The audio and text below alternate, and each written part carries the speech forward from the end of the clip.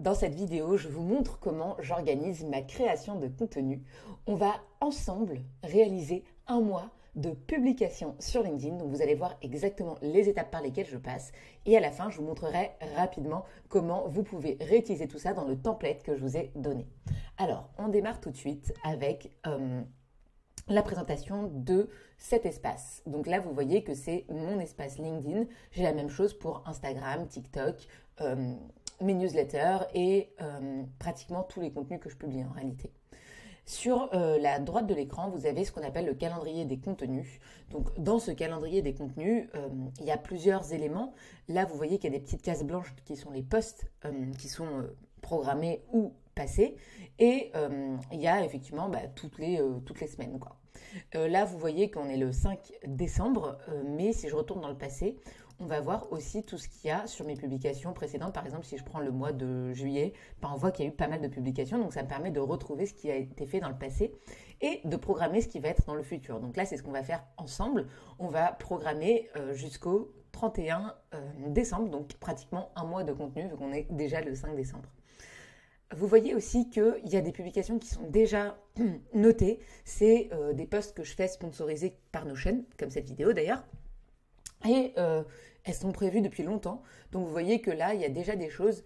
Ça correspond à ce que en fait, j'avais déjà fait et programmé. Donc ce calendrier va aussi vous permettre de vous noter des projets ou des publications qui sont relatives à la sortie d'un produit, par exemple, la sortie de votre site internet, etc.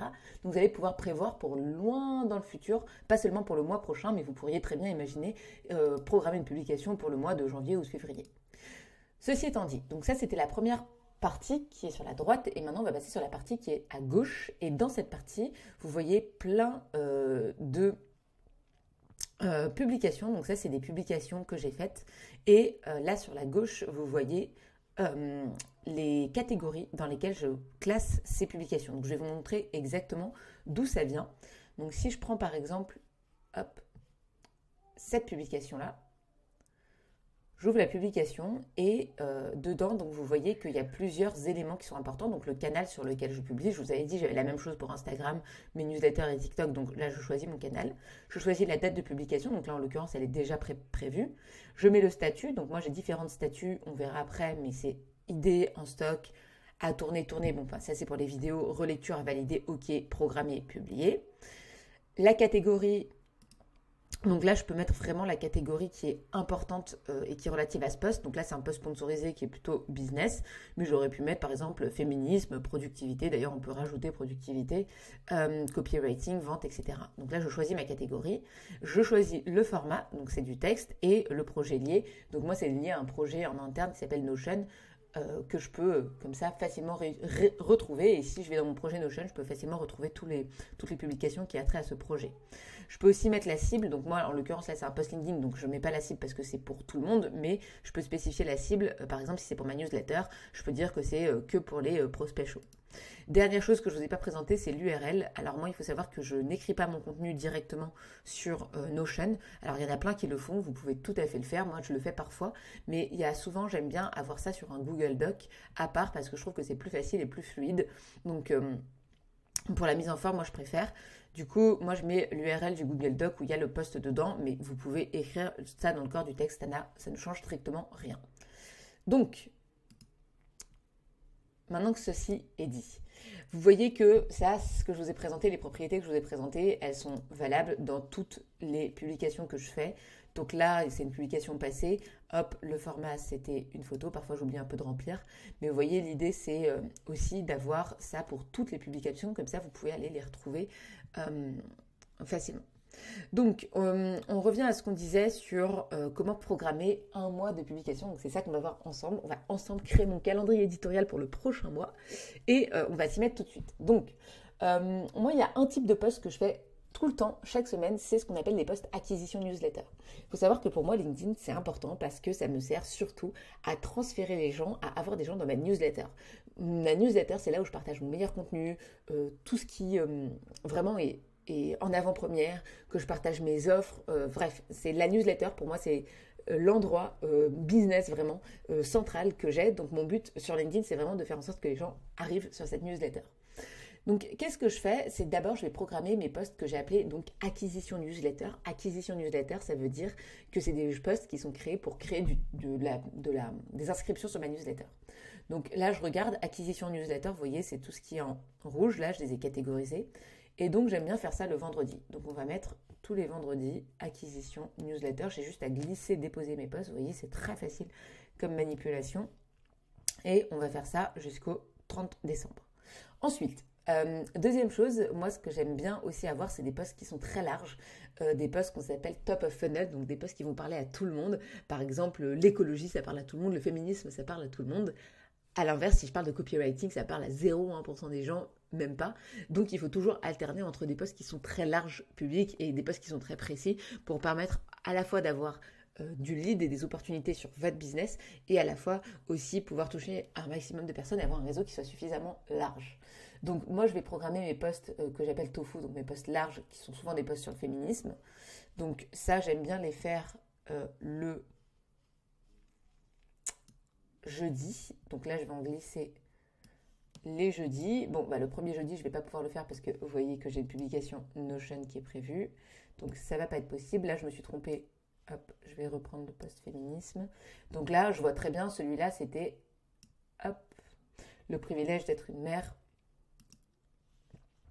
aisée, par exemple. Donc là, je vois très bien les posts que j'ai faits, puisque c'est des posts que j'ai déjà écrits, qui sont déjà préécrits.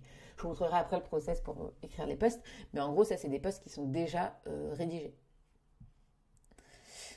Ensuite, troisième chose, donc moi j'aime bien toujours avoir un post qui est ni très large ni très précis, mais avoir un post un peu intermédiaire qui parle globalement en général de business ou de marketing.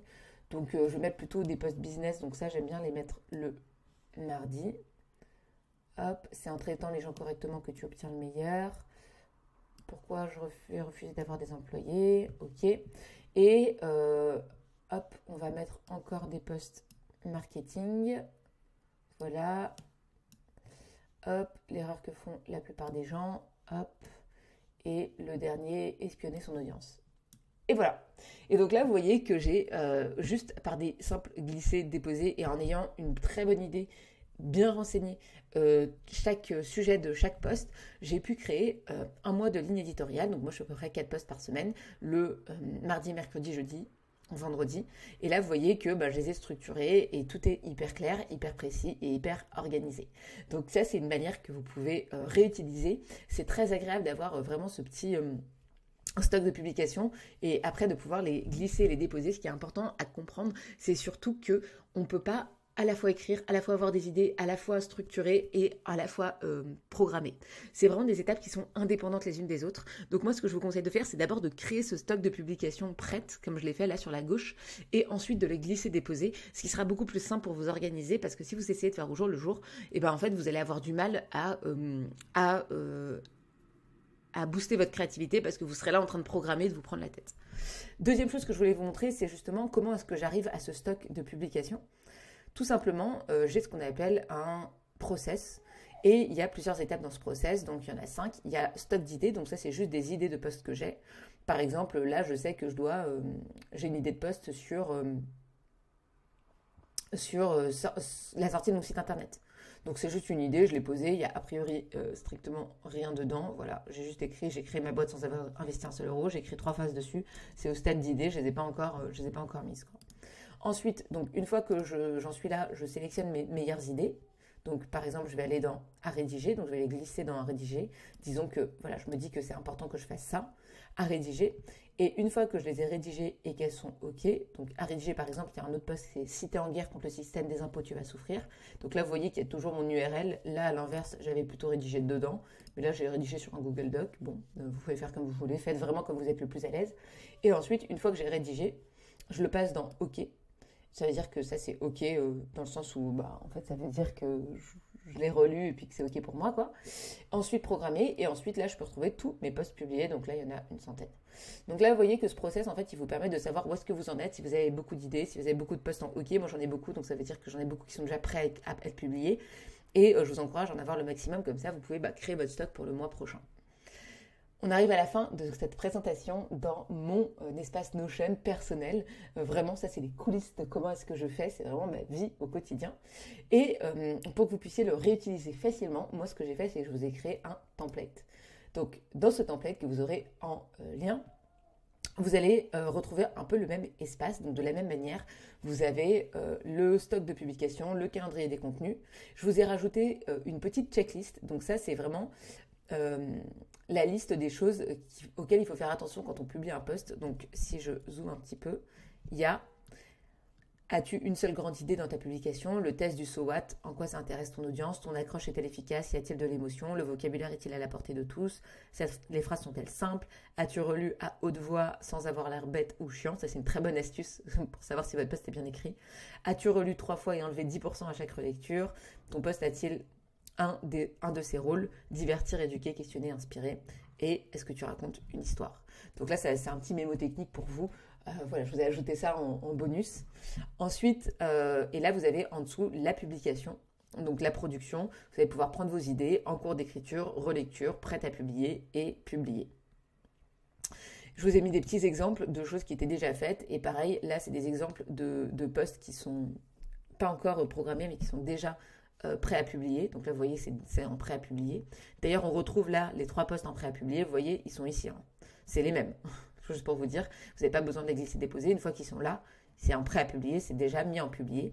Et là, il y a uniquement les posts prêts à publier qui s'affichent. Il n'y a pas tous les autres posts pour que vous ayez juste à glisser-déposer.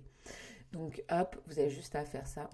Tac, par exemple, hop, et vous glissez-déposer, comme je vous ai montré tout à l'heure. Voilà, et bien là vous avez une grande partie de ma production de contenu, comment je m'organise. J'espère que ça va vous être utile, j'espère que vous allez vous en servir.